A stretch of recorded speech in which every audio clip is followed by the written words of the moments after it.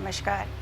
आज हम बात करेंगे सत्य क्या है, सच क्या है। सत्य है मैं सबका हूँ और सब मुझ में है। आई बिलोंग्स टू यू, मेरा तुमसे संबंध है। इसका अर्थ क्या है? आप जब भी किसी से मिलें, ट्रेन में मिलें, बस में मिलें, टहलते मिलें, आते मिलें, जाते मिलें, हर किसी को एक प्यारी सी स्माइल दीजिए। किसी को भी मुस्कुराहट देना, एक प्यारी सी स्माइल देना इस संसार का सबसे बड़ा गिफ्ट है। हो सकता है चलते फिरते किसी को स्माइल दें, कोई पूछे क्या आप हमें जानते हैं, एकदम से कह दीजिए आपकी शर्ट बहुत अच्छी लग रही थी, आपका कुर्ता बहुत अच्छा लग रहा था, आपके बाल बहुत अच्छे लग रहे थे, आपकी आंखें बहुत अच्छी थी, इसे देखकर मैं स्माइल कर रहा था। वो व्यक्ति अनायास ही मुस्कुरा देगा कि कोई तो है जिसने मुझ में अच्छाई देखी। ये संसार का किसी को भी दिया जाने वाला सबसे बड़ा गिफ्ट है निश्चल प्यार, निश्चल प्रेम, निष्काम प्रेम। आई बिलोंग्स टू यू। आप हर किसी को अच्छे से अच्छा गिफ्ट दीजिए, अच्छे से अच्छा प्यार दीजिए। इंसान भगवान को मंदिर में ढूंढता है, पत्थर की मूर्तियों में ढूंढता है, इसीलिए तो मिलता नहीं है।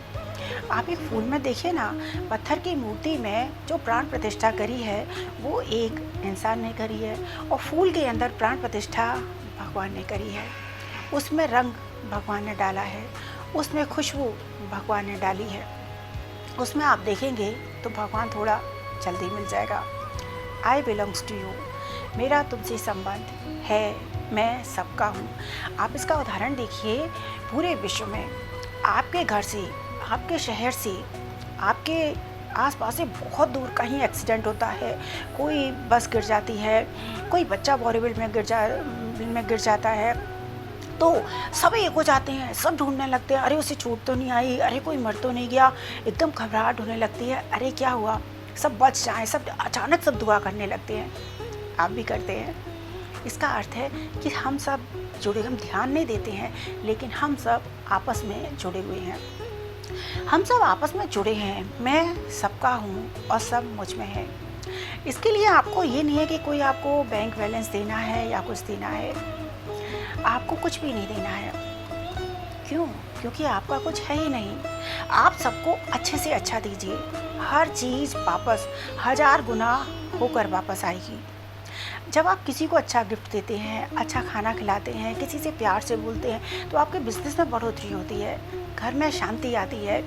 व्यवहार घर का शुभ कलश है, इंसानियत घर की तिजोरी है। जब आप अपने से सबको अच्छा अच्छा बांटेंगे, वहाँ से आए ना, यहाँ से कहीं और से आपके पास अच्छा अच्छा आता जाएगा।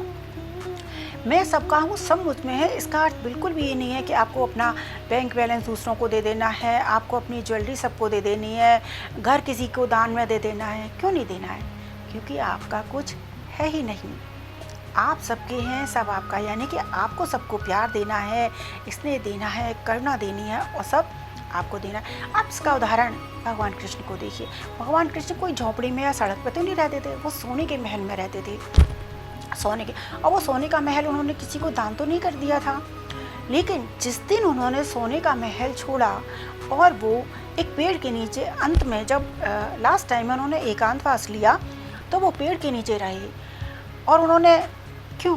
क्योंकि उनकी सोने के महल में रहते हुए भी आसक्ति नहीं थी। उन्होंने सबको क्या दिया? ज़िंदगी भर प्यार दिया, करुणा दी, और सबको हृदय से प्यार से सबकी मदद करी।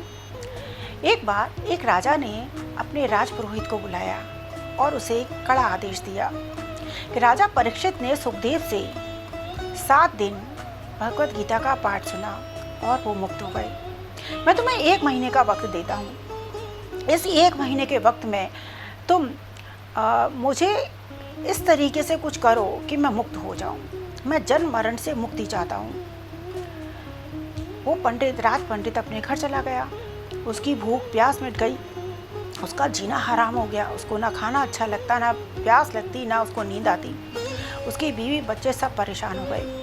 उस राजपुरोहित का अपने बेटे से कोई बहुत ज़्यादा अच्छा रिश्ता नहीं था, ना दोनों कभी साथ खाना खाते थे, ना बोलते थे। बेटा अपने कमरे में पड़ा रहता था। लेकिन राजपुरोहित की परेशानी इतनी ज़्यादा बढ़ गई थी कि उसका बेटा भी परेशान हो गया। उसने भी जब देखा कि दिन पे दिन उसके पिता पतले होते जा रहे हैं, उनका वजन कम होता जा रहा है, बहुत ज़्यादा चिंता। राजा का डर, चिंता होने लगे। तो बेटा एक दिन अपने पिता के पास आया और बोला, पिताजी आप इतने चिंता में क्यों हैं? क्या परेशानी है जो आपको इतना सता रही है? वैसे पिता को अपने बेटे से कोई आशा तो थी नहीं, फिर भी उन्होंने बता दिया कि ऐसे ऐसे मेरे को राजा ने कड़ा आदेश दिया है कि मुझे उन्हें मुक्त करना है। बेटा बोला अपने पिता से कि राजा से कह दीजिए कि वो मुझे अपना गुरु स्वीकार कर लें। कोई बात में दम नहीं लग रही थी, लेकिन फिर भी वो राजा, क्योंकि वो इतना ज़्यादा परेशान था, तलवार से गर्दन कटने के लिए तैयार था, फिर भी वो राजा के पास चला गया और बोला कि मेरा बेटा कह रहा है कि आप उसे अपना गुरु स्वीकार कर लें, वो आपका काम कर देगा। राजा ने उसे अपने पास बुलाया। राजा ने राजपुरोहित के बेटे को ऊपर सीट पर बिठाया, खुद नीचे बैठ गए। उनको मुक्त होने का इतनी ज़्यादा लालसा थी। और उनका राजपुरोहित का बेटा ऊपर बैठ गया और बोला, एक मोटी रस्सी मंगवाई जाए। राजा ने तुरंत आदेश करा और मोटी रस्सी आ गई। और फिर उसने कहा, मेरे पिता को उस खंभे से बांध दिया जाए। राज पंडित दिल मिला गया कि मेरा बेटा पागल हो गया, आज ये जरूर मरवाएगा, वैसे मरता ना मरता आज मरवाएगा ये। रस्सी से राजपुरोहित को बांध दिया गया। फिर बोला, इस रस्सी को आधी काट कर राजा को दूसरे खंभे से बांध दिया जाए। अब तो राजपुरोहित का बिल्कुल गुस्सा, वो बोली पड़ा, पागल हो गया है, तेरा दिमाग खराब है, तू क्या कर रहा है? बेटा बोला, शांत पिताजी। राजा को भी रस्सी से बांध दिया गया। अब बेटा अपने पिता से बोला, पिताजी राजा को खोल दीजिए। राजपुरोहित पहले ही आग बबूला था और बोला, तो दिखता नहीं है, मैं खुद बंधा हुआ हूँ, मैं उन्हें कैसे खोल सकता हूँ? बस ये कहना था कि राजा बोला, मुझे समझ में आ गया बेटा, तू मेरा सच्चा गुरु है। तू मुझे ये बताना चाहता है कि ये खुद बंधन में बंधा हुआ है, तो मुझे कैसे मुक्त करेगा? बेटा भी मुस्कुराया और पिता को अपने बेटे पर गर्व हुआ। जो व्यक्ति खुद जन्म मरण के चक्करों में बंधा हुआ है, वो किसी को मुक्त नहीं कर सकता। जो खुद पहले से मुक्त है, वही दूसरों को मुक्त कर सकता है।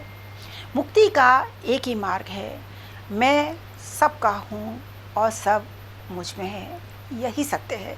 किसी को भी देखो तो उसे प्यार से देखो, आनंद से देखो, हृदय को दया, करुणा और प्यार से भरो। यही वो चीज़ है जो आपको सबसे ज़्यादा स्पेशल बना देगी। नमस्कार, आज के लिए इतना ही।